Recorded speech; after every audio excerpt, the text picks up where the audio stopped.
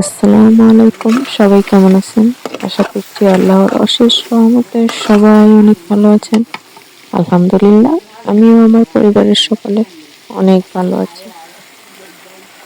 তো আজকে আমি রান্না করতেছি মাছ দিয়ে আলু টমেটো দিয়ে রান্না করব।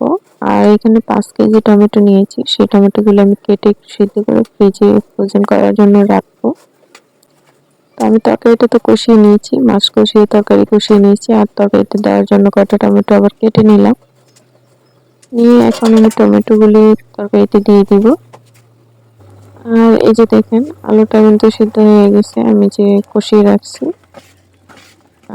আর একটু সিদ্ধ করে নেব, যেহেতু টমেটো দিয়েছি। আর এখন বাকি টমেটোগুলি আমি কেটে নেব একটু, না কাটলেও হবে, কিন্তু এক ফালি দিয়ে নিলে তাড়াতাড়ি পানিটা বের হবে, গলে যাবে আর কি।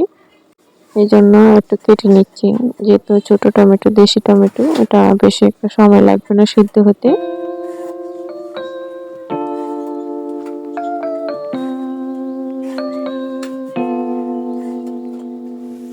আমি কেটে নিয়েছি, সবগুলি হয়ে গেছে আমার।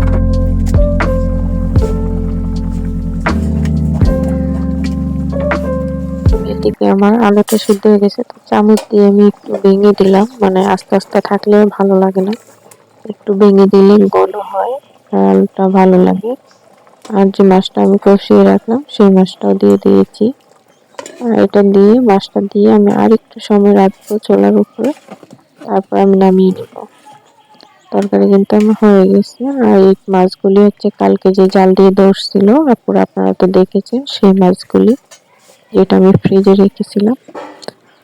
তো আমি কিছুক্ষণ পরে আবার আসলাম, এসে তরকারিটা আসলে উঠিয়ে নিচ্ছি, কারণ হয়ে গেছে। তো এখন তরকারিটা আমি ঢেলে নিব। যে দেখতে পাচ্ছেন, আমি ঢেলে নিচ্ছি অন্য একটা কড়াইতে। আর আমি যেহেতু লাকড়িতে রান্না করি, চাই আমি একটা পাতিলে রান্না করে বারবার উঠিয়ে রাখতে।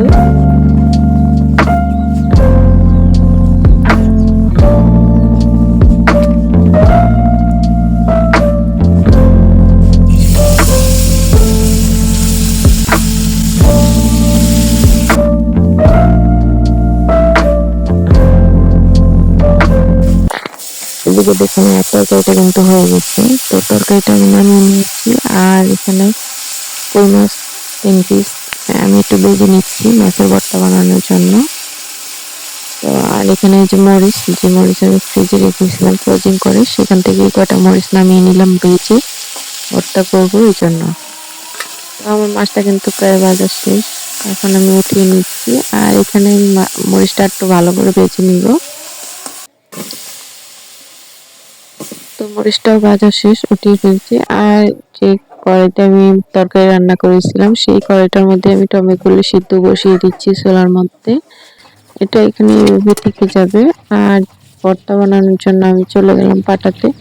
তো পাটাতে গিয়ে আমি আগে যেটা করলাম, মাছটাকে একটু করে কাঁটাগুলি বের করে নিচ্ছি, কারণ কাঁটাগুলি এগুলি বাটলেও শক্তই থেকে যাবে। মানে কই মাছের কাঁটা তো এটা একটু শক্তই থাকে, তো ভিতরের কাঁটাটা আর মাথাটা আমি সরিয়ে নিয়েছি। আর এখানে ভালো করে আমি বানিয়ে নিব এখন ভর্তাটা।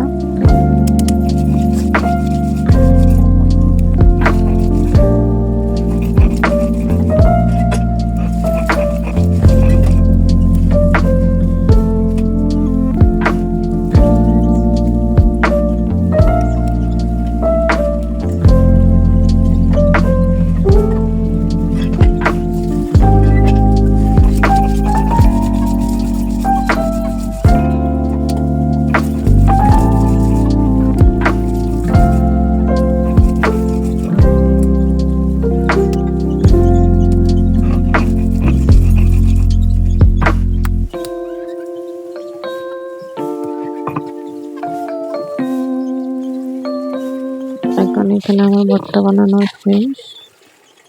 অর্ধেকটা ভর্তা আমি একটু জাল কম দিয়ে বানিয়েছি, এটা আমার শ্বশুর খাবে। আর অর্ধেকটাতে জাল দিয়েছি। আর এই যে দেখুন, আমি যে টমেটো সিদ্ধ বসিয়ে রেখেছি, সেদ্ধ কিন্তু হয়ে গেছে, গলে গেছে একদম। আর কিছুক্ষণ থাকবে চুলাতে, যেহেতু আগুন আছে।